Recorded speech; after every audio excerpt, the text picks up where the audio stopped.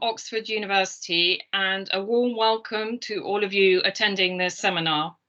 A few housekeeping rules. Please keep mics on mute during the paper, and please add your name and affiliation into the chat. The seminar paper this evening will last approximately 20 to 30 minutes, after which the virtual floor is open to questions. During the Q&A, please raise your hand using the hand function on the top bar of the screen or write in the chat. Please keep your video on, as it is nice for the speaker to see your faces. And finally, this is a note to say that the seminar will be recorded and uploaded to the project Vimeo sites, details of which will be put in the chat. So it's with great excitement I'd like to welcome Dr. Aliya Khalid, lecturer, Department of Education, University of Oxford. Aliya teaches on the Comparative and International Education MSc program at the department, after having taught at the Faculty of Education at the University of Cambridge. Her research focuses on how mothers in the South navigate their agency in highly constrained circumstances. Her specialized areas of interest are the capability approach, negative capability, and epistemic paradoxicality and justice, and the promotion of knowledges and Southern epistemologies. Aliya is currently accepting doctoral students with an interest in these areas. So with great excitement, I would like to pass the mic over to you, Aliya. Welcome. Thank you so much, Fiona. It's such a great pleasure for me and a privilege to be here among such brilliant and bright people. And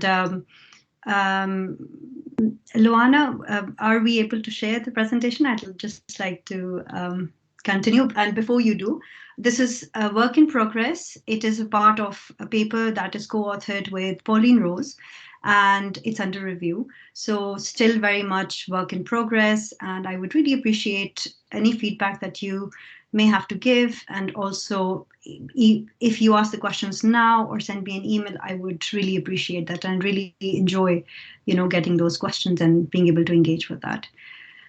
Right. So today's so the conversation that we're going to have, I just wanted to highlight that in this session, what I'm intending to do is to introduce a conceptual or theoretical framework, which is situated within the within the discourse of the capability approach. And with this framework, what I attempted to do, and in my paper, I've tried to use it as an analytical tool to evaluate the agency potential of people. And you could translate that into communities that live in historic conditions of constraints. Now, you can think of so many communities that live under these conditions, gendered beings as well, because no matter where you look in the world, some places are less gendered than others, but surely it's a problem for the rest of the world as well. So in this in this talk, what I'm going to try and do is to introduce this framework. But before I do, I would just situate my work in the particular field of international education and its role within international development and human development. So before I begin, sorry, I'll be looking to the other screen because I've got the presentation put up there as well. So I just wanted to say and begin with the note that when you basically talk about an issue, and we know that the debates and discourses, for those of you who have a context of international education or human development or international development, the discourses and the narratives have changed over time. For example, there was a time that development only meant the economic wealth of a nation or health of a nation. But slowly that ideology changed to include the importance of other elements like health, like education, etc. Now, even though in today's world that is the case and the thinking has progressed, in the ways that different communities are seen and their problems are analyzed, that mentality still sort of prevails. Now, it might be that it doesn't prevail directly in relation with economics, but the core ideology of understanding human development from the perspective And in this sense, the sort of the idea of human flourishing and human being as being a means to an end. And I'm going to come back to what I mean by that when we discuss and we talk about the theoretical perspective that I used and the capability, choice of the capability approach for this study. But for this particular, could we go to the next slide, please, Luana? So I just want to give you a bit of a context to Pakistan, where the data for this particular paper was collected. This comes from my PhD research back at Cambridge, and the data for this particular paper was collected in 2017 through semi-structured interviews with different families, including mothers, their daughters, family members, other family members like household heads, fathers, grandparents, etc., from 30 families in 3 rural communities of Pakistan. Now, Pakistan is a big country, almost 200 million people, and approximately 50% of the population is female. Now, when I started looking for literature, I wanted to. There was strong evidence to suggest that there wasn't a strong association between the mothers and the daughters' potential or likelihood of doing well at school, of being enrolled at school, and sort of achieving and learning more at school as well. Now, the evidence that I saw usually tried to find associations between the different attributes just because of the kind of data and the analysis that was possible. Associations between different attributes, for example, mother's own educational status, relating that with the daughter's sort of educational achievements, or there were other studies focusing on mother's decision-making power, and the impact on daughters or empowerment of the mothers and their associations with the daughters' educational outcomes. Now, as much as this study is about intergenerational educational mobility, parenting, parenthood, motherhood, and the importance of sort of non-formal or informal support networks, it is also a very gendered study. And so therefore, such conceptualizations, although are very valuable, and they do tell us, indicate and tell us about something that is essentially important, they don't go beyond that, because they don't tell us, how is it that the process actually takes place? How is it that actually mothers are able to achieve this? How does the agency work? Now, the main particular problems here are, for example, the way that we do these analyses or the way that we select indicators. For example, if you talk about decision-making power, and there's been lots of literature on it, decision-making or power generally is a very hard concept to sort of capture and analyze. For example, in a certain situation or in the presence of certain people, you might be able to observe a certain kind of power or decision-making approach, whereas similar things in a different context in the presence of different people might yield very different results. Similarly, empowerment is also a very complex and complicated concept. And how do you measure empowerment? For example, is it economic empowerment? The scholar Naila Kabir, she talks about, she works on land rights and access to land rights of women. And she talks about how empowerment usually understands this concept in terms of women's access to land rights, right? But she says that in this investigation, rarely ever anybody engages with the idea of how these land rights do translate or do not translate into the agency of women. So how do we go beyond that? How does it work? And if I may add also, if you think about a mother's influence on the daughter's education, how can we measure how the agency of the mother ends up in facilitating education, her daughter's education, if she so desires or so aspires, and what kind of a role does education play in that? So it's quite a complex and tricky situation. And I think the sort of the focus of these seminars, which is the context and the culture, is essentially important, because in real world, things are not as linear or as simplistic as us investing in the, for example, education of mothers, because it's a likelihood that if they are educated more, that is exactly what happens. Their daughters tend to do better. So, and this also sort of later on, when I started, working with these women and talking to them, I also realized that basically those women who had the most refined strategies had never set foot in a school. So then how do you understand and how do you analyze certain situations like that? So therefore, for me, it was a big question to see and to understand, how do I go about this in the terms of trying to analyze the situation while at the same time leaving out space for the agency potential. Could we go to the next slide, please? So it is very important to understand in a question like this, you can't talk about agency, you can't talk about influence without, thinking about the conditions.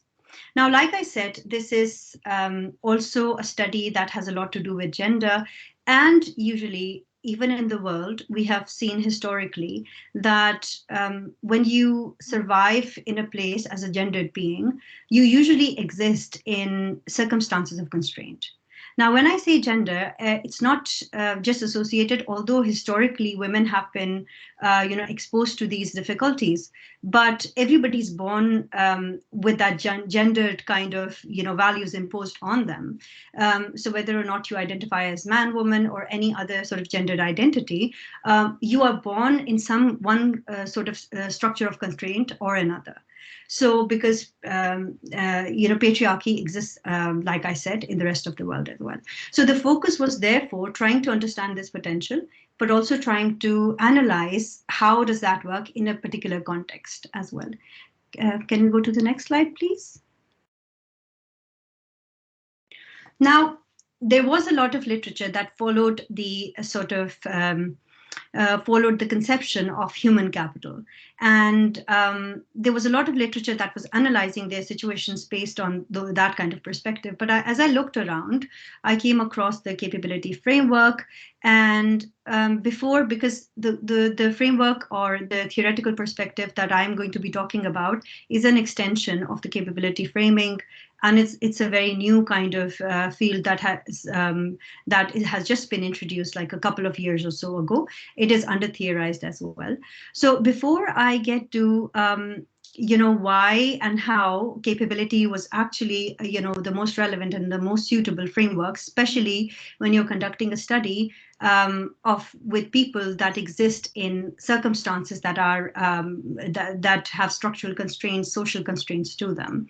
I do apologize to those people who have a good context of all of this, but I thought it's good to remind us how and why different theories are created, and why is it that certain theories are sort of suitable for certain circumstances. So we do know that the capability perspective came about as a critique on the then prevalent in the early 1970s or so human capital kind of perspectives.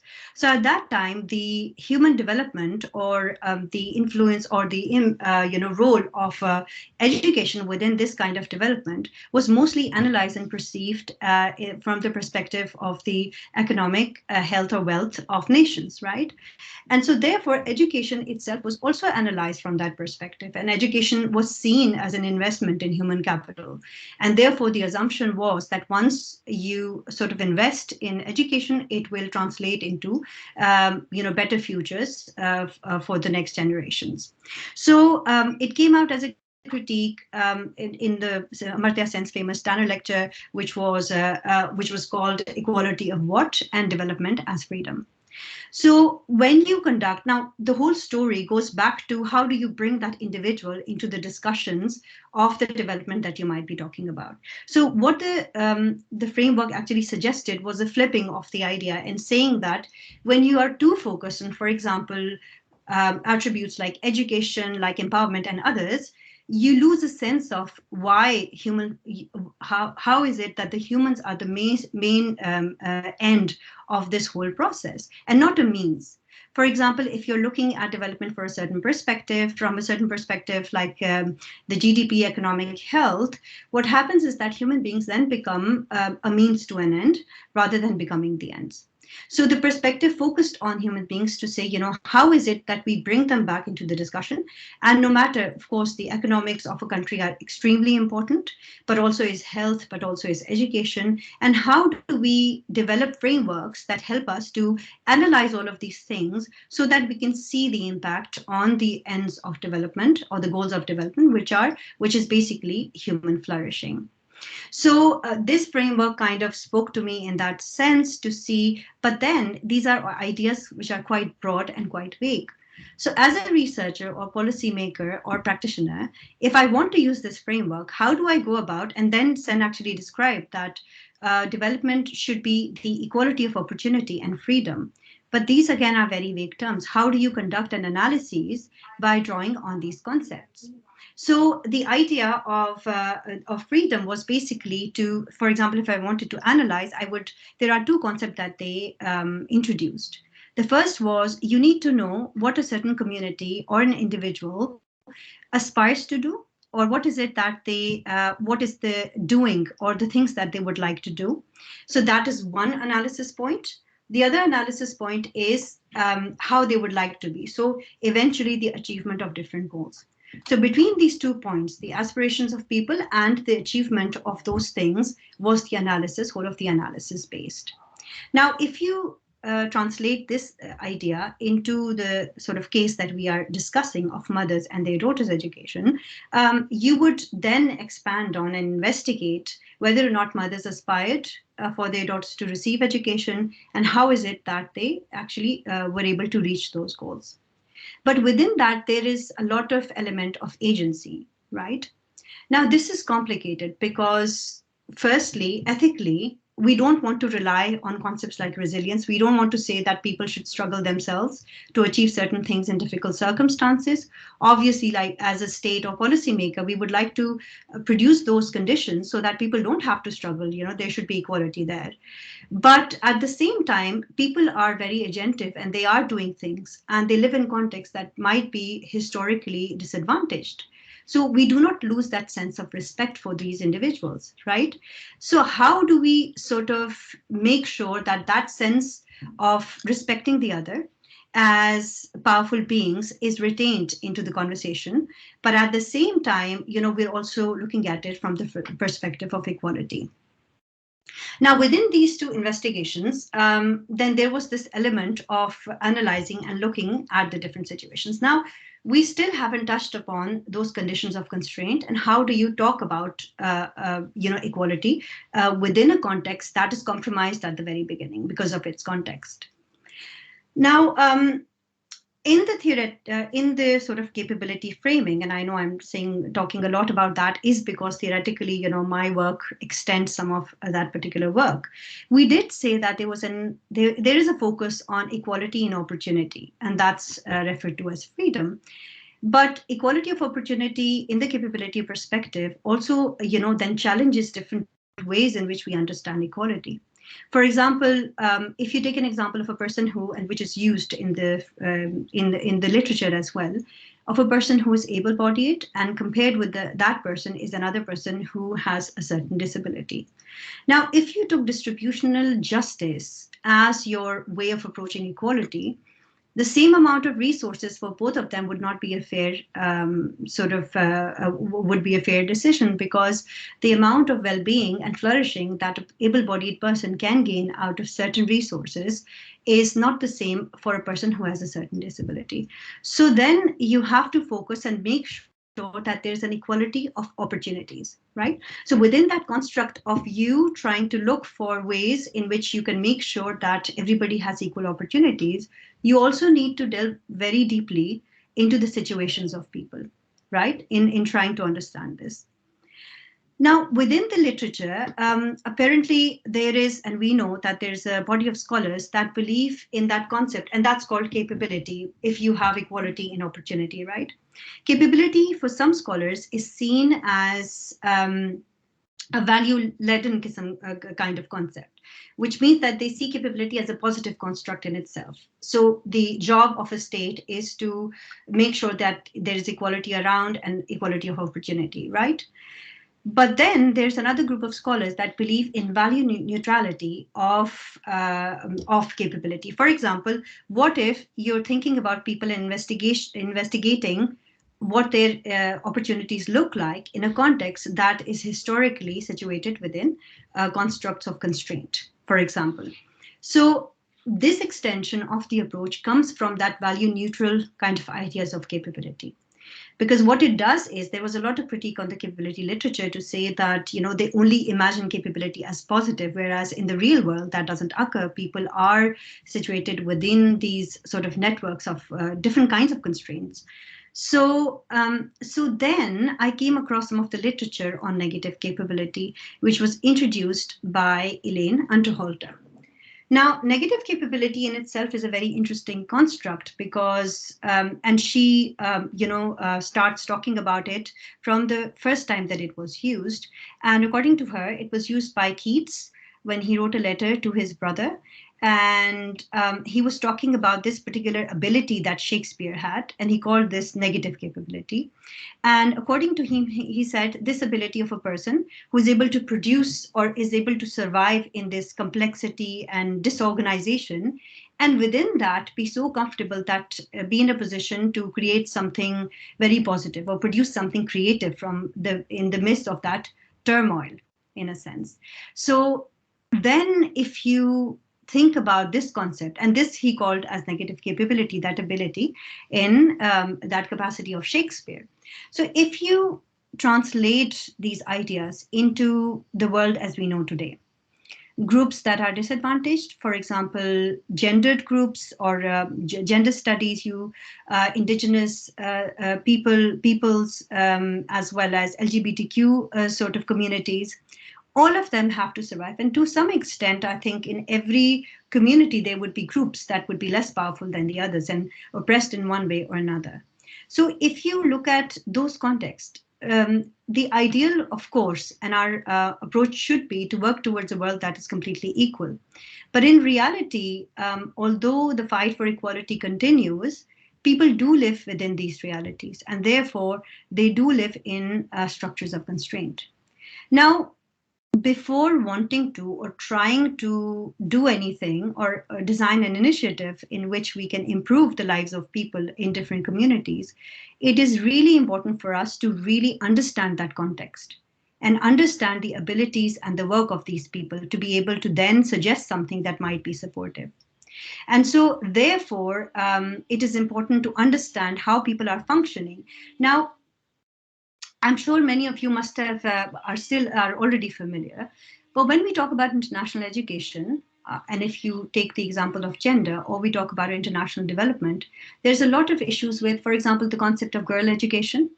When we talk about it at some level, what literature calls is that girls' education is seen as a silver bullet. So, for example, you give education to a girl and she'll change the country, she'll change, everything, things are going to be better, generations are going to be really, functioning well, the society will change. So what happens then is that at the core of it, the idea of the girl or the other for whose sort of development we are really concerned, it gets left behind. And like some of the Black feminist scholars, like they say, these individuals and communities actually become hyper visible objects. Because they're hyper visible, we know it's a problem, everybody talks about it, but they're seen as objects. So the real end actually fades away. And they become invisible subjects. So their subjectivities kind of go away. So within these framings, then if we are policymakers, we are researchers, we really need to understand, how is it that these people are functioning? And when we approach this matter, we should be able to pay attention to how these people actually function, different people from diverse contexts, how do they actually function, and approach them without staying away from painting a deficit discourse, or approaching them having in mind that there is something deficient in that context or that community or with that particular individual. And therefore approaching a community like this will require some kind of an analytical tool that leaves the space out to accept the context as there functioning, but also separate from the efforts of those people within those contexts and be able to see their own abilities to sort of interact with that context as well. Next slide, please. So what essentially, could we go on to the next slide? Luana, please, and another one. I'm sorry, this is so dramatic, but I meant to go to the other slide. Thank you, Luana. The other one, please. Again, the whole slide. Okay. So the long story is basically setting a background to see how is it that in theoretical conceptualizations, we can include in talks of equality and rights, we can actually include those people who live in contexts of constraint and look at them not as people who are devoid of maybe their subjectivity, but actually people who function a little bit differently to maybe us or the frameworks that we are used to. So in that sort of spirit, then I started exploring the construct of negative capability. Now, the little work or the work that we have available, in that work, what Unterhalter has done is that she has tried to specify. So for example, now we're getting to how is it that we go towards a framework? And then later on, we'll discuss how is it that we can use that framework to actually conduct an analysis with real life sort of stories and examples. So Unterhalter then constructs this idea of negative in the concept of negative capability. And she says that there can be three sort of ideas that can be drawn from the introduction of the that Keats gave us and the way that it sort of relates with our research with people belonging to diverse sort of contexts and cultural contexts. And so the first thing that she notes is that the negative in the negative capability should firstly be seen as specifying something negative. And so basically the word negative. Secondly, she says that it should also be seen as people's ability to say no, to refuse to be sort of bogged down by the difficulties in their lives. So if you look at that, firstly, there will be the presence of something negative. And we can see that you can understand that in context of people who live in structural constraints, right? So there is negativity around, but that's their context and that's their sort of life at that moment. The second is their ability to then, because they've been living in those circumstances and situations, and even though we would like in an ideal world, those conditions not to be there, but these people have lived through them. So then looking for the element of saying no, of refusing to be sort of bogged down or affected or frustrated by those things. Now, the third step that she talks about is amongst all of this turmoil, people's ability to create something positive, people's ability to progress or work towards a certain goal. So what these three kind of ideas do for us, could we go to the next slide, please? So what these ideas actually do for us, they help us to, and these three ideas were actually drawn out from the different papers in which this work was actually introduced, and these ideas were introduced. So if we look at this, it helps us to construct a framing within which we can actually approach a community and we can look at them and try to explore their situations in a particular way. So if you look at this framework, the outer circle talks about something negative. So the first point, which means an analysis is conducted on any sort of life story. I would say the best way or data that would be analyzed through this approach would be oral histories, life stories, narrative, qualitative studies that give us a thick kind of account of people's lives and their lived experiences, right? So the first element for us in order to use this as an analytical framework would be to explore and investigate what are the conditions in the lives of people that may cause them to have certain constraints. Now, you could analyze this from the perspective of gender, race, class, ability, status, an intersectional kind of approach, but you could use different perspectives to analyze what the outside conditions are like. Then after doing that, the second step of analysis is to look for this ability to act, or this ability of people to be and acknowledging that they exist in these circumstances, but hearing through their stories, how is it that these people, or whether or not it is possible that these people are able to push back on the mental detriments or the frustrations of existing in this environment. And it could be that when we investigate, we find out that people are unable to. Sometimes people are unable to aspire, and there's nothing wrong with it, but then we go back to the context and we see what are the circumstances that disable that ability, or that disable people's ability to act on certain things. So think as a policymaker, think as a researcher, then if you want to do have an initiative that could actually begin at improving those conditions. Now, the third level, and when we think about social transformation, could be slow, could be quick, would be to analyze and see within this whole context, are there any possibilities or ways in which individuals and communities are able to develop something creative? Maybe transform their lives, maybe work towards certain goals, but what is it that they are doing within these circumstances? And by doing, I don't mean just in terms of actions, but also, metaphorically as well. What is happening there? It could be an ideological change. It could be an ideological transmission to the next generation for their own lives as well. So in that sense, and analyses which takes account of all of these things, then eventually looking at the integration of these concepts to see how and whether people are able to break these sort of cycles of disadvantage. Now, this is a very interesting point, because when I say breaking the cycle, again, and when I say success, and you analyze the story and you think about, whether or not somebody had a certain aspiration, and then, did they achieve their goal? For example, there's a lady who wants her daughter to become a medical doctor. So the success and the end and the transformation, for me especially, and for this framework, isn't to, check whether in the end, the girl actually became a doctor. Or like, for example, the associations of mother education with the daughter's likelihood of ending in school. But actually the focus is on the process, remember? So, for example, there's a mother who wanted to do something, but she never managed to. But how did, along this whole process, there was, like, for example, in many of the cases that I saw, there was power and agency in the ways that women moved towards their aspirations.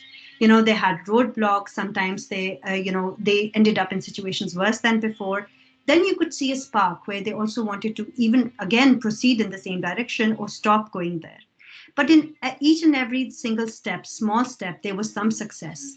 And that also adds to the process, because social change doesn't always, happen suddenly. It's very slow in most of the cases. So then this analysis actually helped me to make sense of those stories. The reason being that I couldn't find any justification other than, so empowerment, I did an analysis and I found decision-making power. I saw that it was very different in different situations. Then if you looked at education, many of them had never been to school. So this framework really helped me to analyze those stories. Next slide, please. Now, in the paper, the way that I'm trying to show how to operationalize this conceptual framing, and remember, this is in particular, theoretically also, this is well suited for an analysis of communities that usually are very diverse. And usually the conceptions, the positive conceptions of, empowerment, the approach that we use for that, or, decision-making power, any other construct that doesn't allow for that circumstance constraint usually isn't too successful in the end, because a lot of communities then fall through the cracks because of that. So in that sense, this allows for us to have a space in which we, in not an ideal world, we are able to see that people live in constraints, and there's a space for that to exist, and an analysis on social justice actually to happen and occur. And what we take out of this analysis would be what the states can do, what policymakers can actually do, but only after they're really informed. Where is it that that support can actually be given? Now, the way, and like I said, the best analysis that happens with this kind of framework is that of stories, people's stories, basically. Now, it could be a community story, or it could be individual family stories. But basically the analysis that I used was for these two mothers who were sisters as well, Bushra and Basma. They lived, and I'm going to very briefly talk about this case just to show how the analysis actually happened. And so these women are sisters, and they got married, and then they went into they were married into a family. They went to a different village to live there with them. But unfortunately, the family was quite abusive, and they had to go through very difficult circumstances. Now, the sisters started having children. As soon as the elder one had her daughter, she says that her life changed slightly. So the daughter was exceptionally, she's bright, and she used to do really well at school. When she graduated from year 10, the father said that, she should probably be married off, and, we shouldn't send her back to school because of 100 million reasons. And that is when, like, this person who had never put her foot down for anything, she really protested. And we have to imagine that she didn't have a way of earning income, and she said that, I'm actually going to send her to school. And the husband then threatened, and he said he would stop supporting her or her children financially if she took that path. But to cut a long story short, can we go to the next slide, please? To cut a long story short, actually, she did go that path, and he stopped supporting her. But then she, with her sister, she slowly and gradually started saving money with the help of the neighbors. They bought a cow, and through the produce, so sort of the dairy from the cow, they started earning a little bit, and that was all happening on the side. And then when they had enough, with the help of their family, their brothers, they were able to buy a piece of land. And one day, when when they had an opportunity, they simply migrated there. So once in the village of their own family, they were quite protected. And when I met them, they had this house, and they were like 2 rooms that they had built themselves. And they told me about the day that they arrived here. They slept under the sky, and it was an open land. And they said, people said, are you crazy? You're not safe. And they said they don't know what being unsafe actually means. But actually, they did transform their lives. The elder sister's daughter was actually going to a college, and she was studying science subjects, and she was well on her way to get into a medical school. Both the women had a plan to support the daughter for the medical school, because obviously it's very expensive. And the way that you can see that they were working together, because the other sister knew that if a good example is set through the first child, automatically the other children are going to follow suit.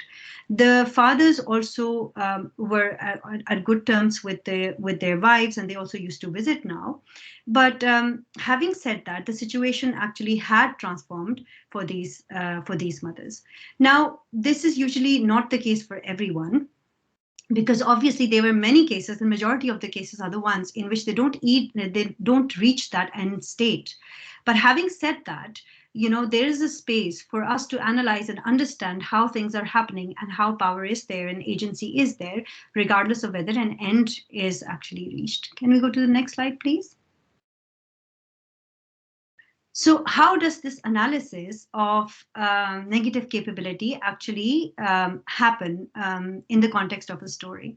So the first layer of analysis was trying to understand the kind of constraints that they had, not just at one particular time, but actually the sort of narrative approach helps you to construct a picture temporally, because you can look at what the situation was in the past, how did things actually change, and what were the future aspirations like. So you are kind of moving between the different times, the past, present, and the future as well. So an analysis of the sort of constraints that they felt at that time, and how did that affect their aspirations, their motivations to progress certain sort of goals in life, to work towards those goals. So the first layer of analysis actually happened there, picking out all of those instances, those feelings, those experiences from the data to understand the nature of their constraints. Next slide, please. Next slide, please. So in the second sort of layer of analysis, there was this element of trying to look for instances where they were able to say no. Now, saying no or refusing to be affected doesn't mean that you very strongly, something happens and you just sort of protest and you refuse to listen to your, for example, family or community, because resigning to hegemonic norms is also a privilege in many contexts. But it also means the silent sort of small actions that you do. In another paper that I've written, it's even, when you use different forms of silences as a strategy, for example, engaging sometimes with your life, but disengaging voluntarily and disengaging willfully from those circumstances to then start working towards a future a perspective or a goal. So trying to understand how people in different ways refuse to be affected by that negativity or that construction of the in which they are existing at that moment. So then a very fine-tuned analysis of what this is. Now, if you want to use this framework for, let's say, a movement, a women's movement, there are many movements of indigenous people's movements as well, you could actually use the same ideologies for the actions of that body, because they become then ideologically a particular body. So you could analyze looking at what are the ways in which they were able to sort of resist the negativity or be discouraged from moving towards those particular targets. So another very fine-tuned analysis of the whole story of looking for instances where they were able to show that that element of not resistance, but actually refusing to be affected. You could lie dormant at a particular point in time because you might be putting yourself in harm's way if you speak at that moment. But if it's willful and it has been done because of certain rationality and certain thinking, then it is also seen as that engagement and disengagement. So an analysis of that. Can we go to the next slide, please? The third element was the analysis of trying to look at how is it that something creative actually came by as a way of resistance. And so therefore, the analysis of the life stories also showed how they resisted in certain points in time. Sometimes the resistance was not to engage, basically. But in that form of resistance, it added to the furthering their own interests for their future as well. So eventually there was an element of this negative capability that you could find appearing at the very end, and you could see how these women actually they showed this ability of bringing these things together and transforming their lives in a way that that changed the future of their children as well as their own lives as well. So like there's an example of how somebody, they were able to create something positive out of all of this turmoil. And if you sort of individually look at different instances, for example, an episode where one of the sisters' husband was being very violent, and she didn't say anything because they didn't have enough saved at that point in time.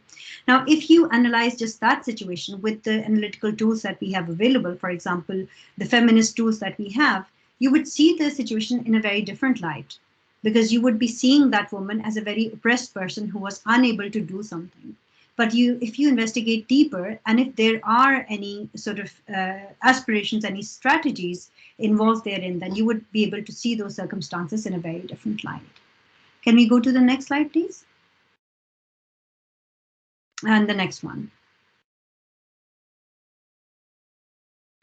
So eventually, what this leads us to then think about is the ways in which different people actually respond to different kinds of circumstances and stimuli. And in the spirit of equality and social justice, also allows us a space where we can do the analysis. Now, if you go to, Luana, could you please go to the framework? The diagram of the framework, please. Now, if you look at the framework, you would imagine that, basically what we're trying to say is that if a person, just doesn't get affected by negativity, just accepts what is around them and just keeps moving towards certain things, and what does education mean to them? If it inspires them, then they're able to break their conditions. And this is not a very positive sort of conceptual framing, because ideologically and also in the spirit of social justice, conditions should not be such as people have to work towards their own freedom and their own objectives in these difficult circumstances.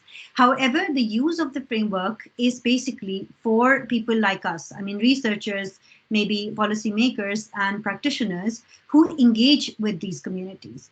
And every community lives, especially the ones that have been, that have been fighting for equality, for their rights to equality. They usually exist in certain kinds of constraints. So it is the task of people who engage with these communities to make the effort of understanding them better, and understanding them better in a way that they respect their own potential, and then really understand that, and then if they want to design something, an initiative to support them, be able to provide support where it's needed, and at the same time be able to respect the efforts that people already make, and not imagining that people existing in difficult circumstances, for example, are actually agency-less. Now that's really, really relevant to gender discussions, because I remember when I come from the north of Pakistan, Peshawar. My city is called Peshawar, and it is known to be quite conservative. And I remember when I came, a lot of people used to ask me, it's really bad out there, and you as a woman, how was it? And very sort of benign, very positive questions these were, very well-intentioned. But then I thought, and I spent some time here. I did research in the area, and I found that gender disadvantage is everywhere. Women are still fighting for gender pay gap, to have equal rights there. Most of the professions that are lowly paid are feminized, highly feminized as well. So these are very prevalent things. So in the end, if we are unable to do that investigation critically and understand the situation of people, we end up sort of representing and understanding people in different ways. And eventually, I think steps like this are also a step towards sort of thinking about knowledge, how we create knowledge, and then how is it that the voices of different people can actually reach there, and how can we actually be responsible for analyzing and then adding to that kind of knowledge framework. Thank you so much. That is about it. I know it was a bit boring, because I talked about the capability approach a lot, but my work really, I think it extends to a little bit, with the help of Elaine, that particular concept, and therefore constructs a framing in which we can respect that people live in these circumstances. And that's not ideal, but for those people, that is the life, and they are still very agentive, and they're still retain their subjectivities. Thank you very much, and I really look forward to your questions and receiving some over the email as well. Please feel free to email me. Thank you. Well, a big thank you for a terrific talk. It wasn't boring at all. And I really love the mix of kind of grounding it in theory, but also kind of giving us a really granular understanding of how that might be played out in practice, and in the case of these two women and their amazing journey, really. So big thank you. I'd like to open the floor for questions. The kind of process is on the top bar. There is a hand signal, third from the towards the right.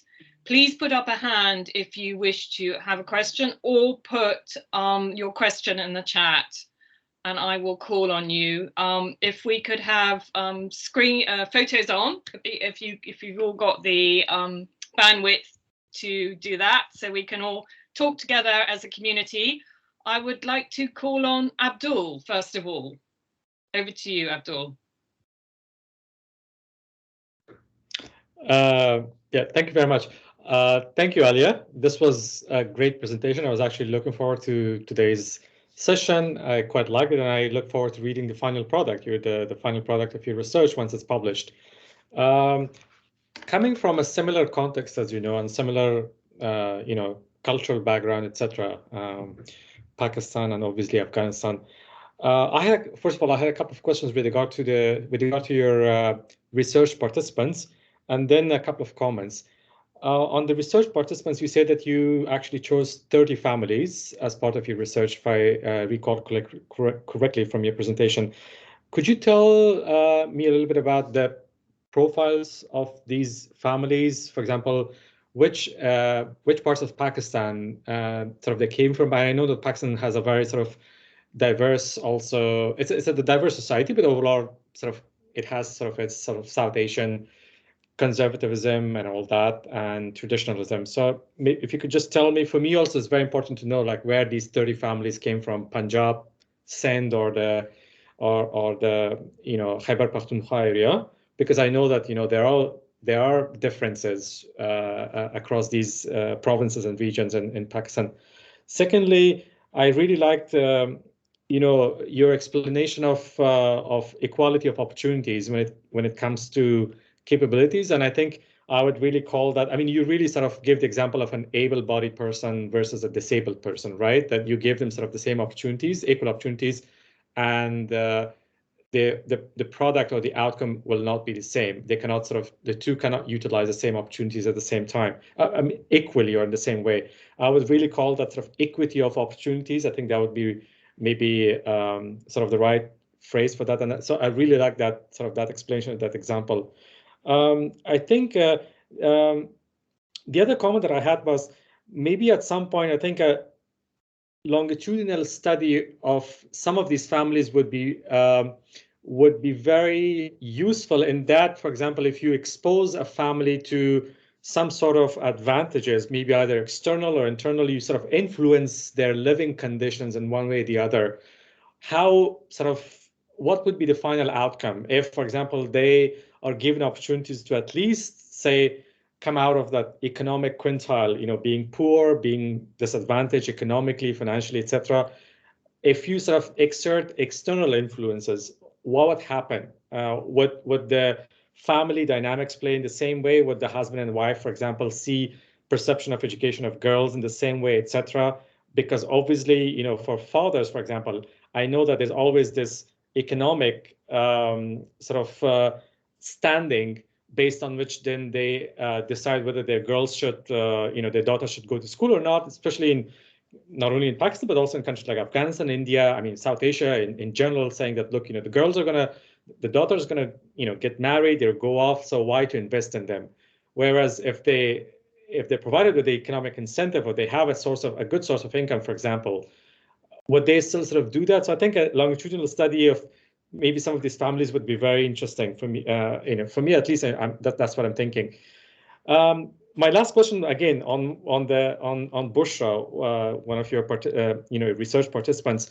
You said that, if I got that correctly, you said that Bushra actually moved to a different location with her daughter. I just want to know, because I know the context, and I'm very interested to know whether Bushra actually moved away with the daughter or daughters and the husband, or the husband stayed back. How did it work? Because I know a husband would not really in such a context let go of the wife and the daughter. This is a stigma. So I just want to know how that worked. Thank you.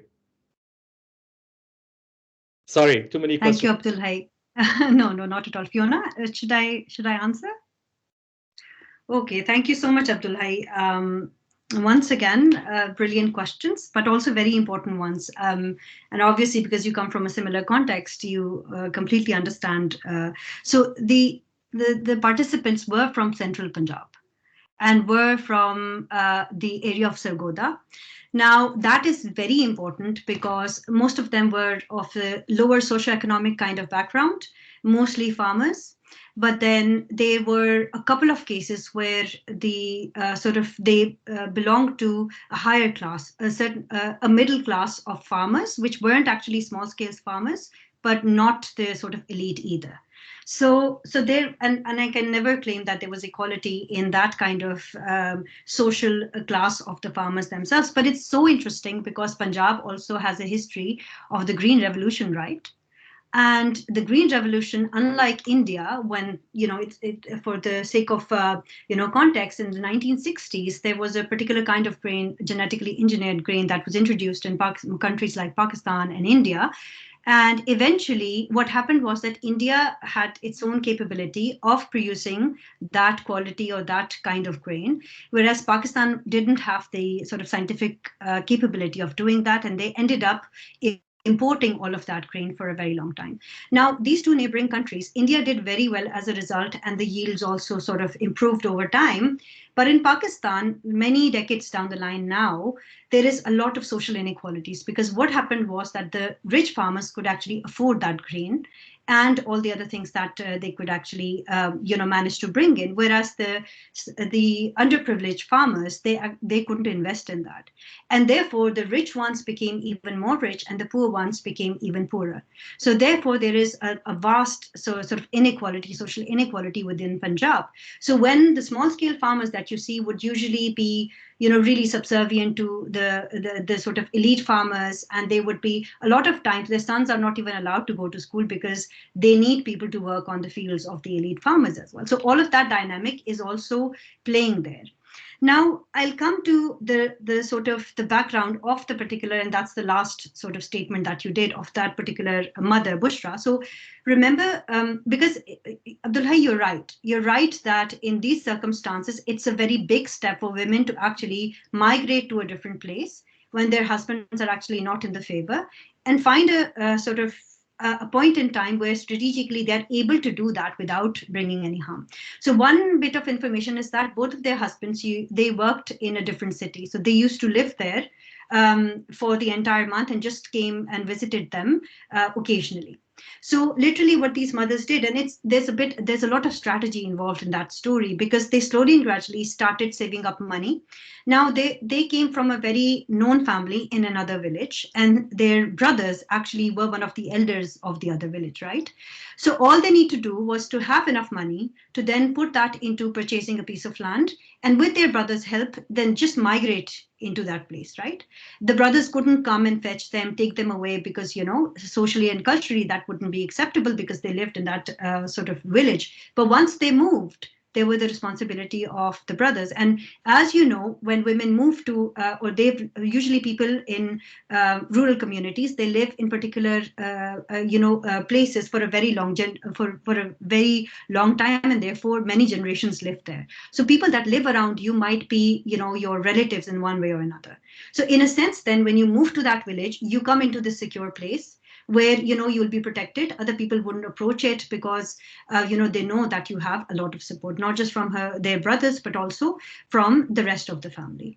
Therefore, with time, slowly and gradually, there came a time when the husbands also accepted this situation, and so they were able to. But like you said, it's a big move. It's not an easy thing to do, and certainly not easy for a lot of women in that situation. Having said this, I also want to say that this is also a wrong depiction of what women can actually do.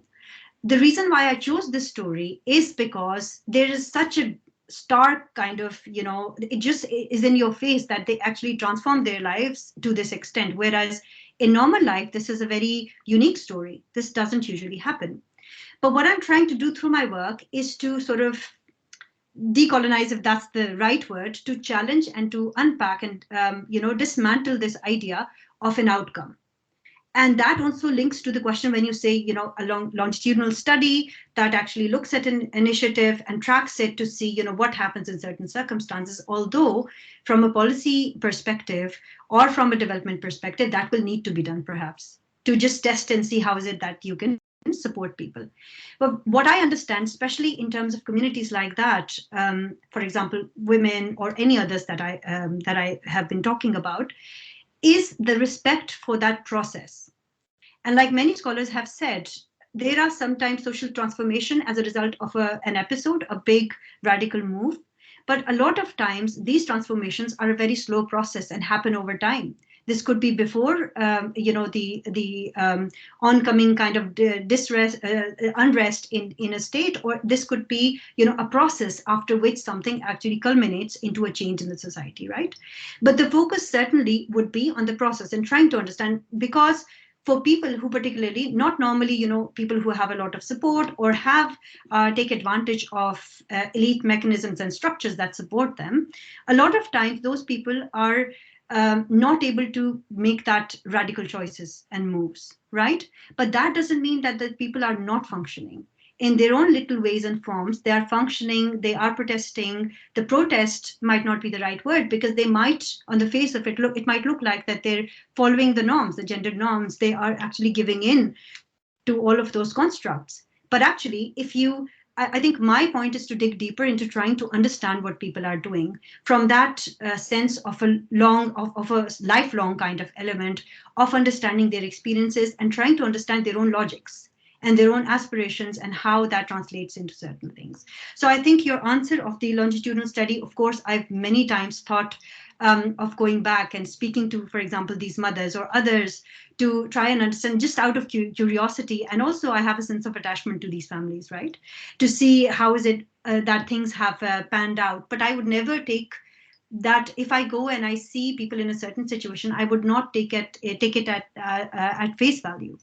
I would investigate and try to understand what the circumstances were, which is why this understanding of the structures of constraints is essentially important to analyze it as they have an influence on people and as people have influence on those structures as well.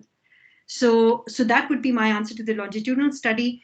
The father's point is so very important, and you're absolutely right. A lot of times it has the economic thinking behind it. But then there are circumstances, for example, where if you allow your daughter to go to school, that means for physical security, you would have to send a male member. You would have to send a brother with them. Or if for example, there's in the whole village or neighborhood, there are other children going, you would send your daughter with them and then they would be protected, right? But if you live far off and the schools are not in your catchment area, you have to travel quite a long distance. And there's just one girl that you're allowing to go. So that means there's an opportunity cost, because if your son, for example, accompanies her or you accompany her, that means you lose on those earnings for that family, and the whole family may depend on those earnings, right? So if you also dig deeper into the father literature that says, they don't allow, there are lots of other explanations to this too. And I think it would be worthwhile to conduct an exploration on fathers also, and trying to see, because like I said, gender is not simplistic. And every father, every son, every brother, every woman, every other person who assigns or, identifies themselves with any other gender, they go through these, they are born as gendered beings. And there are circumstances where they are challenged, right? They follow certain codes based on the expectations of the society, right? So I think it is not that simple to say that father would be against it. Why is the father against it? What does he have at stake? It's usually not the case that people are just being stubborn. There are lots of things that are going on behind that. And therefore, I think just literature like that comes up and says, this person does that, this role does something else, is, as researchers, it's not fair to only rely on that kind of literature, to look for other, and there could be times when plainly, the fathers are being, so there's just basically patriarchy working in certain contexts. But we should also not forget that patriarchy functions through different bodies of women and bodies of men as well. So I think that is essentially important to think about the ideologies and not about individuals. Bodies are important, and it is essential to challenge the ways in which certain bodies are treated throughout history and time. But it is also important to be able to dislocate narratives and discourses from the bodies, and also not lose sight of the discourses around these different ways of oppression as well. Thank you. Have I addressed everything? Yes, thank you very much, Aliya. Really appreciate. Yeah, really like that. Thank you for your questions. Yeah, I really love your kind of very wise and broad response to that and thinking about it. Right now, I'd like to open up the floor again. Mina, David, I'd really, Jonathan, Akusa. Is it Akusa? Is that the right pronunciation? Okay, great. Lovely to see you back again. We'd love your email, by the way. If you could put it in the chat, that would be great, because I know David wants to invite you to something. But I'd love to hear from more of the guests here today. And we have Mina. Thank you. It's you, Jonathan. Jonathan, yes. Sorry, apologies for that. Over to you, Jonathan. And I see David's hands up too. Thank you so much, Aliya, for such a rich and fascinating talk. I learned a great deal from that. The way you present this it's so wide-reaching. So many strands to it. I have many questions I'd like to ask you. I'll just select one that is particularly interesting to me. I work on measuring flourishing, and that's a very difficult thing to do. And you raised some issues with that at the very start about difficulties with measuring things like empowerment and agency. And you mentioned autonomy was one of the areas you measured, and mothers' education. And one of the most interesting things you said was that the women who had the most refined strategies had never set foot in a school. So I'm just curious as to what measure or way of measuring flourishing you used for this research, or maybe used a cluster of different measures and combined them. Thank you, Jonathan. A very important question.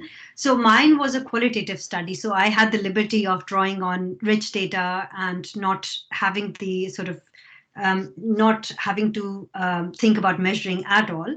So, but having said that, I think there are complexities with each and every of the constructs, I think, and I don't know if sort of can be explained with the debates about mixed methods and the methodology kind of sort of those discussions around that. But I think each and every concept, for example, if you talk about autonomy, in the feminist literature, autonomy has been critiqued. There are different ways of autonomy that people have discussed about. There is still no consensus on any one description or understanding of autonomy. So therefore, I think it will always depend on the community, the kind of people that you work with, and the kind of issues that you have at hand. Now, the question about measurement is really interesting, because when the capability approach started, all of the emphasis was on individuals, individual capability, this and that. Whereas if you think about, for example, making cross-country comparisons, that's not practical because you need to measure something and do something about it. So therefore, Sen actually gave the Human Development Index, right?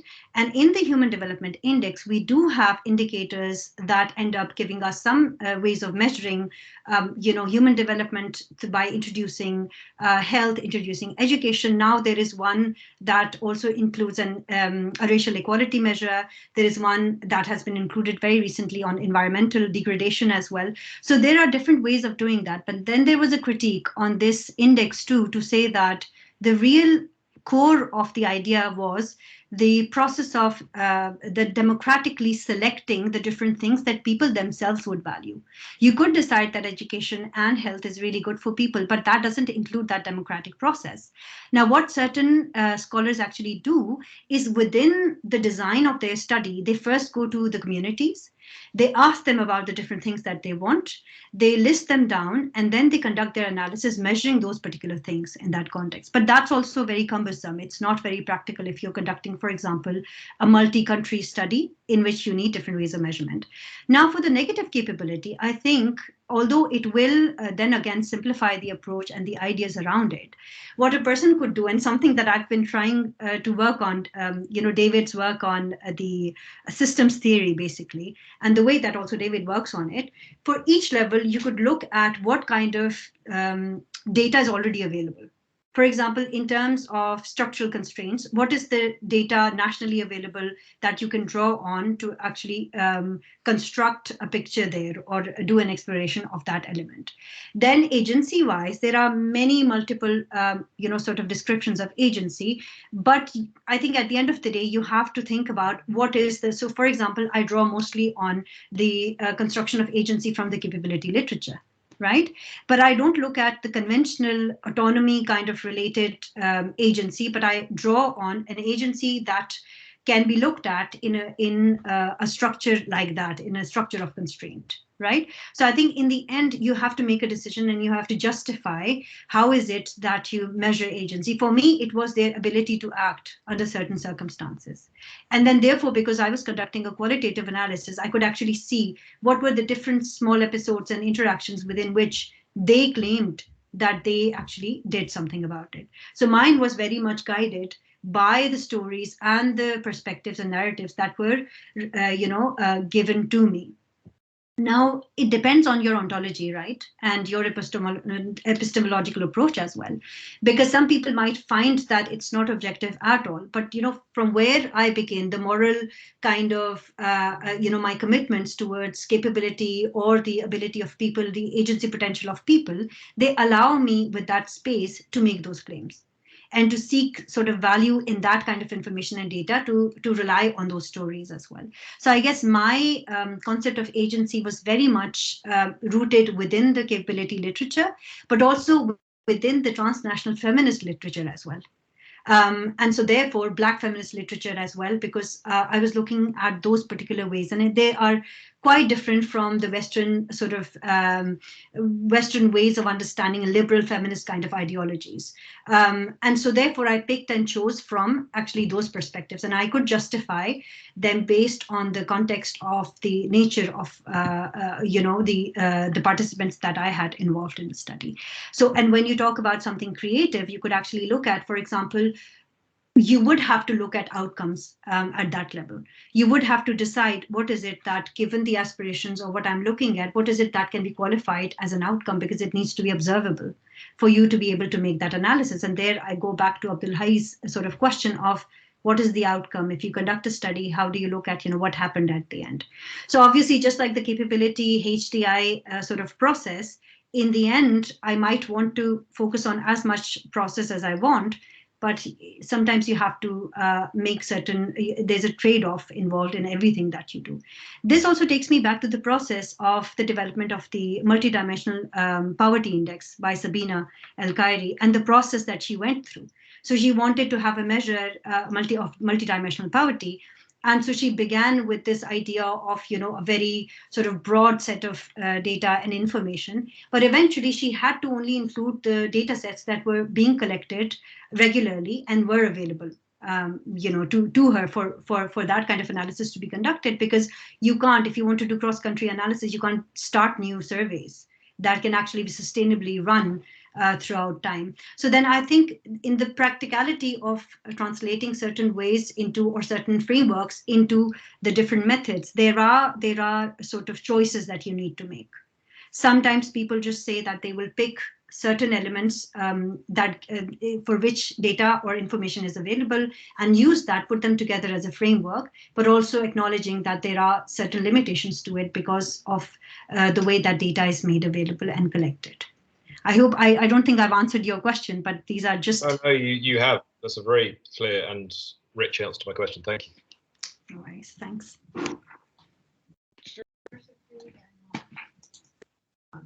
David, would you mic over to you?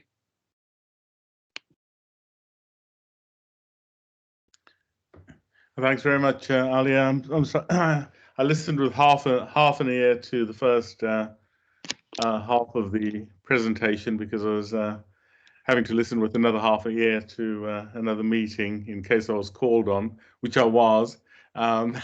So this was an absolute psychological feat in attending two meetings at the same time and trying to be attentive. Thank you really very, very much. And I had a few comments and questions, but then I've got rather sort of intrigued by Jonathan's question and your answer to it, but also to the earlier question that you answered.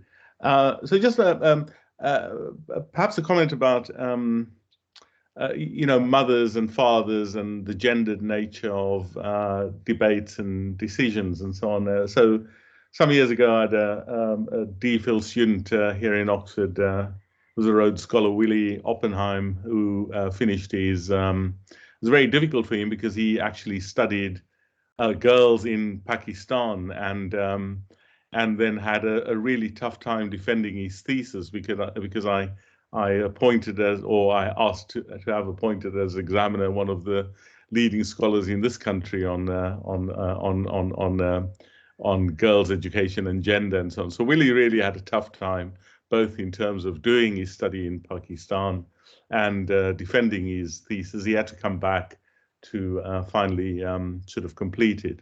But one of the interesting things that that we found in the study was actually, in very poor context where the expectation of a cultural position, against girls going to school was actually, in a sense, overturned by that study. And I have to say, in different contexts in which I've worked, including in Pakistan,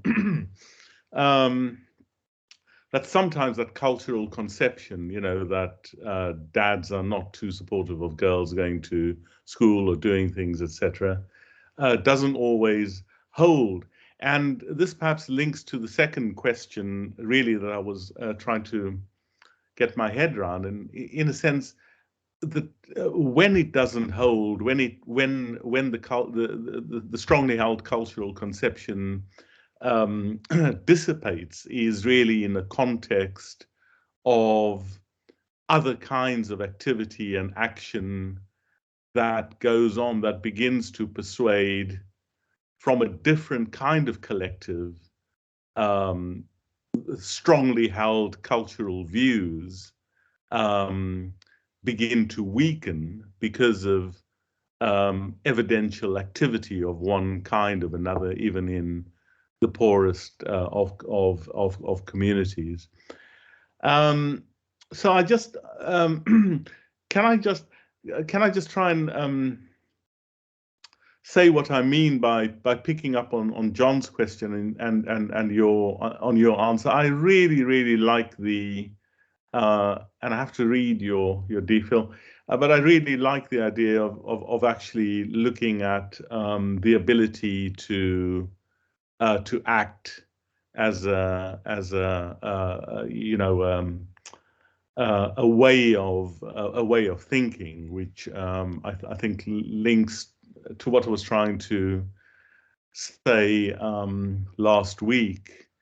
But not only perhaps the ability to act, but to John's question, and your answer, I think one of the real difficulties we have is, as you've yourself sort of pointed out, is, what kind of measures do we seek? And of course, there are people who say, well, the answer lies in mixed methods, or the debate between qualitative and quantitative methods, and so on, rather than reducing, continues to sort of strengthen. So, I mean, if the search is for a universal measure of flourishing, or whatever the constructs are, empowerment, as you were saying, or autonomy, it's, this is really quite difficult, because reliability from the point of universal measures are their replicability, in a sense, their validity and their reliability and so on. But we know, and certainly you say this from your own study, and it's quite right, you say that, people's personas and people's aspirations and people's capabilities in one way or the other are not necessarily constructs that we can or would want to turn into reliable, replicable, generalizable measures. Now, that would seem to say, well, what we have is this continuous gap between what determines a good quantitative sort of measures and the need for very good, robust qualitative work. And I think there is perhaps a bridge, and maybe that bridge is that that if we're searching for replicability, it's not replicability in an instrument that measures constructs.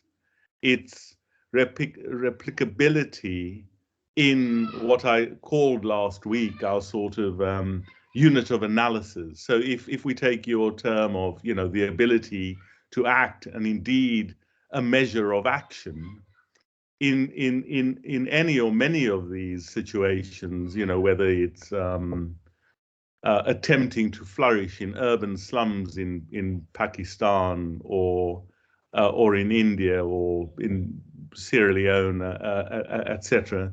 It is how people come to decisions about what they do about their problem, and indeed how, in the first place, they come to a common assessment of their problem, so that they realize that there is a valid problem, but how they come to the solution and how they come to the decisions about what kind of resource or support they might need in order to address or to act, I think begins to tie into some of these things I was trying to grapple with last week. So not only available resources, but common decisions about how those are used, and a common sense of the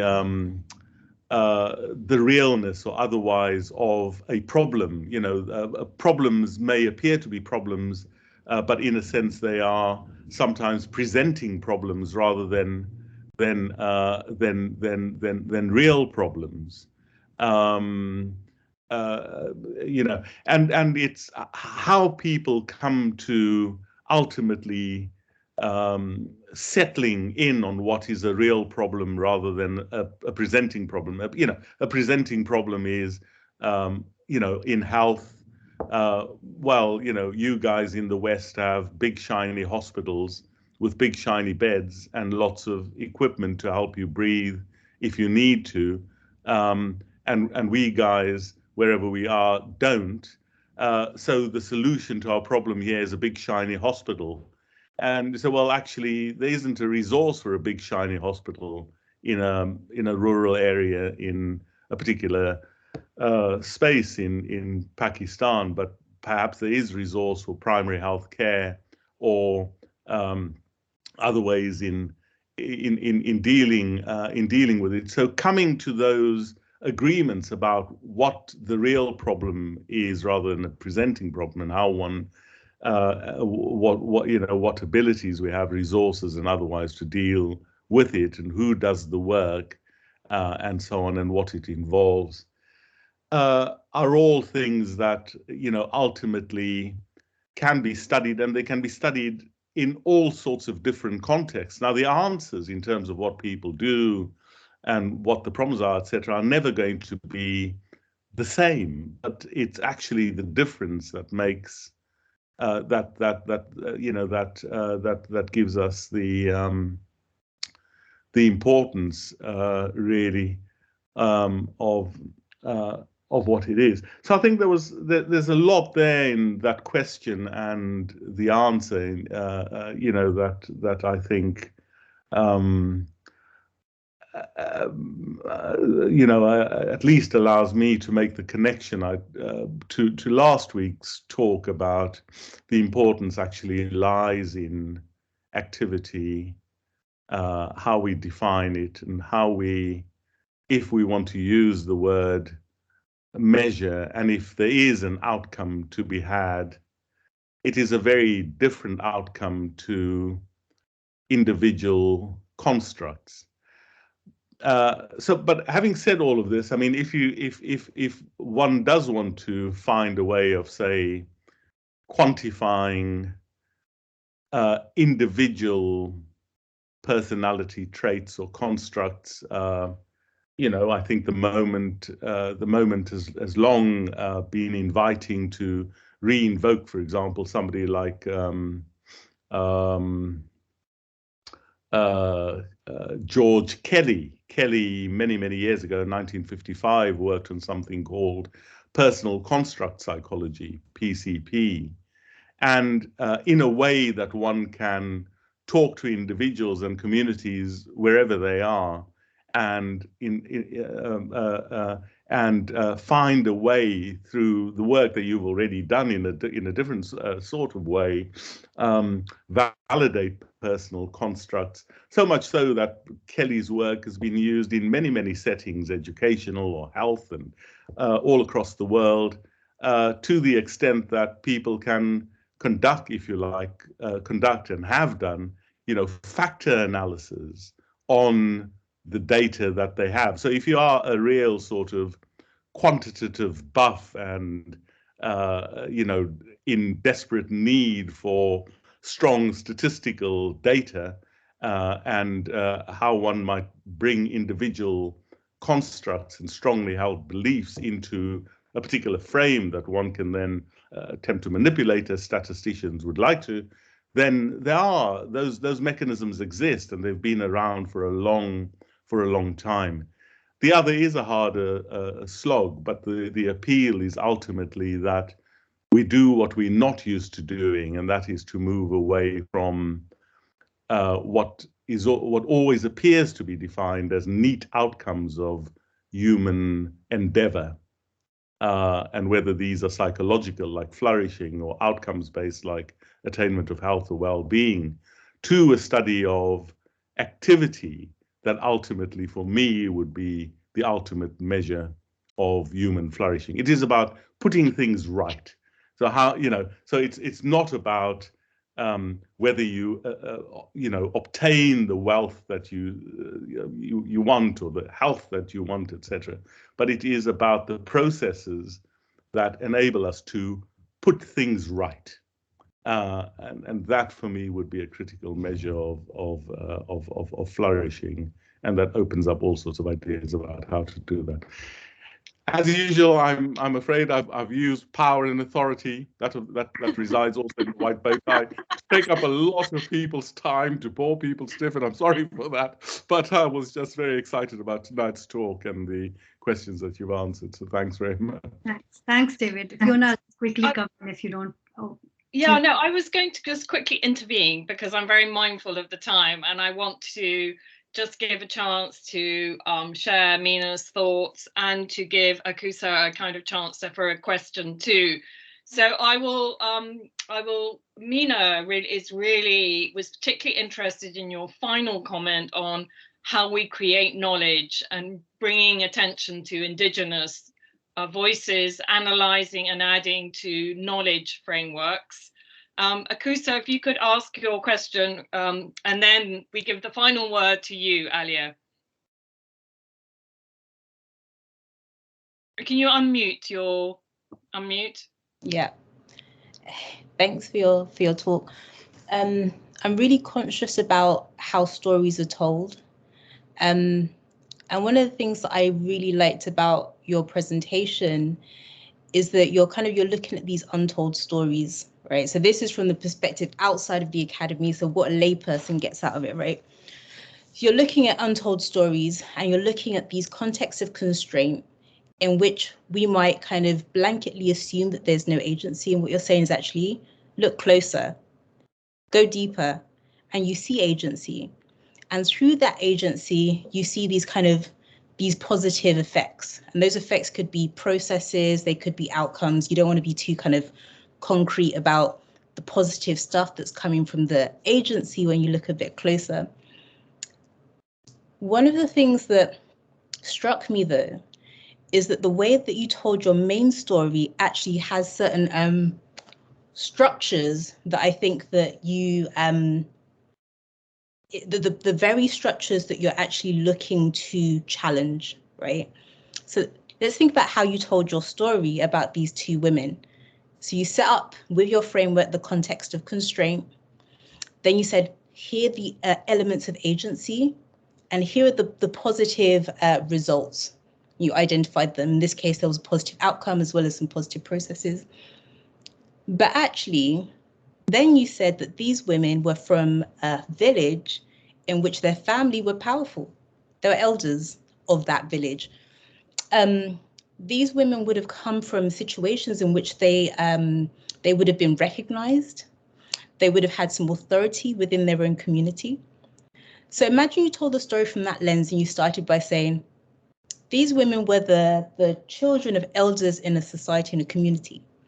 They were taken from that community, married to guys who were barely present in the lives of them and their children because they worked abroad or worked away in a different village. They pretty much collectively raised these children, okay? And they had these aspirations for them. So when these husbands who were barely present tried to put restrictions on them, they actually had ample resources because of the context in which they came to start to save up, to think differently, to think outside the box, to innovate. They had those resources with them. So we're not really telling a sort of so it's the way you tell the story, it's this kind of like, there was this lack, constraint, and actually we look closer and then there's this opportunity. That story shares a particular narrative that actually is akin to the kind of narrative you're trying to challenge when you're saying, look closer, take a deeper look. So I was just really interested in how you told the story and why you chose to tell the story in that particular way, rather than starting from the position of their power, relative power in context, and given that as the grounding for their ability to do this amazing stuff. So that's just a reflection and sort of a question, but I'm conscious of time as well. Thank you. Fiona, may I come in? All right. Thank you so much, Akusa. Thank you, David and Meena.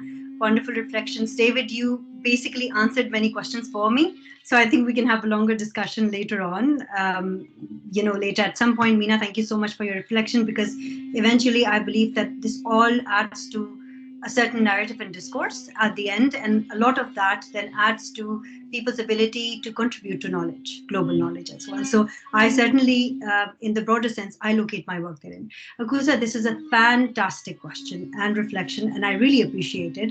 And you are absolutely right that these women were very privileged. Now, what I couldn't actually include was the stories of other mothers within the same paper in whose lives these situations were not there.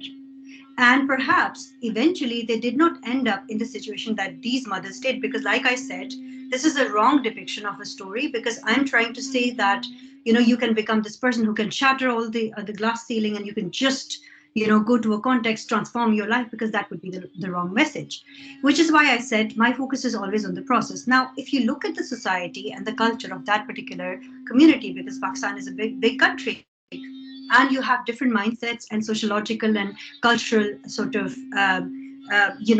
ways of living in different contexts. For example, if you go to a village community, and I don't like to call village, but a rural community in the north of Pakistan, it would look very different to a rural community in Punjab. And Punjab is really big. So if you go to the different communities, they would then essentially also be different. So even for these women, once a woman is married, there's a common saying that she only comes back to her parents' house in a coffin. So basically, once you're married off, regardless of how, and there's other complexities around, your estate, your brothers usually claim the house, the family, they're basically not welcome until there's a lot of literature on how women give up their right to inheritance, just so they're at good terms with their brothers so that they can come back to their families. So in that sense, I'm very conscious that when I selected the story, actually, the constraints bit doesn't come out very strongly here, because they were more privileged than constraints on the face of it. But if you sort of think about it in a theoretical generalizability kind of lens or transferability lens, and if you disconnect a little bit from that story, you would see that the most privileged women, for example, I had conversations with women who came from elite farmers' families, right? One of them literally had she didn't have any money on her. She said at least women who come from different families and not these elite farmers, they can go out, they can go to the brick kilns, they can earn money for themselves. They have a penny or two, they work very hard. We don't even have that opportunity. So I guess my point is, even then and there, in the privilege that they're living in, and that privilege I very much acknowledge, and I also talk about, because I don't want to give the message and say that, they did this wonderful thing, because in order for you as a woman to actually do a wonderful thing, you must have some kind of privilege. You must have some kind of support from here and there to actually achieve it. But the main focus is on how women actually act. And in the other stories that I tell in the same paper, those women weren't coming from this background.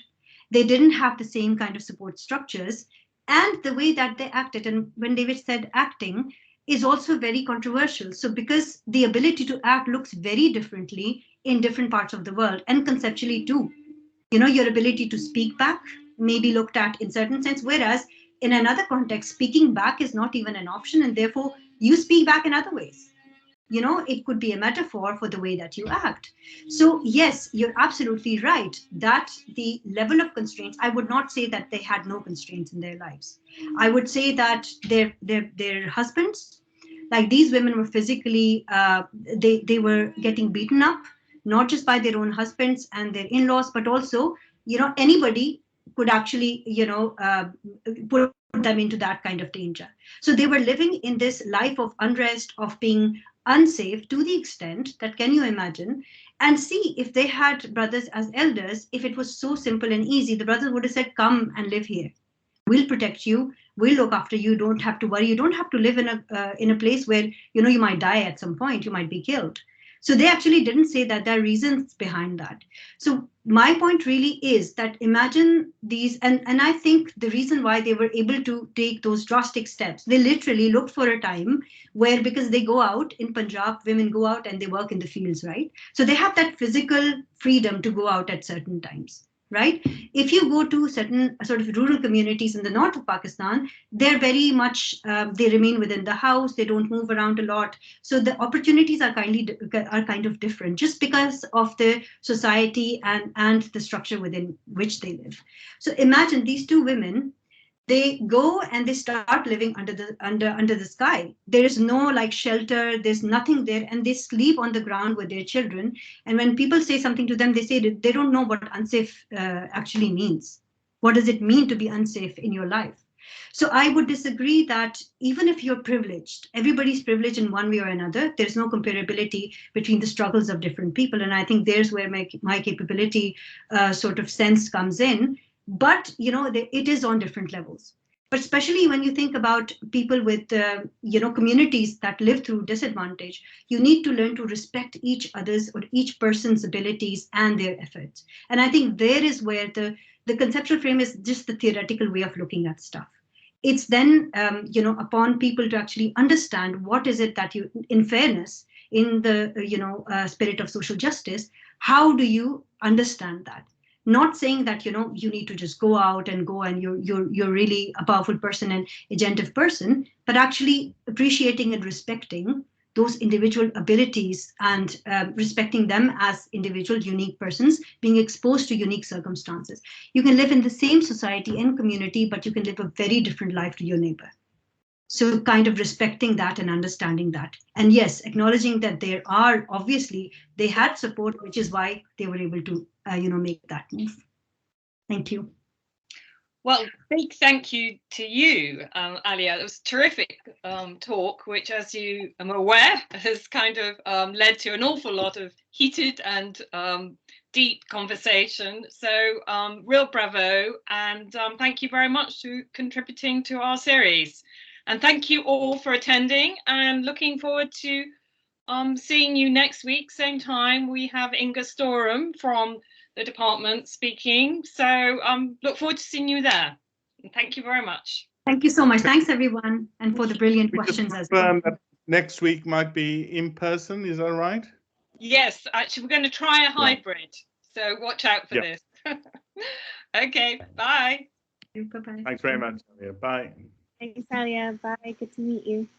Good to meet you as well.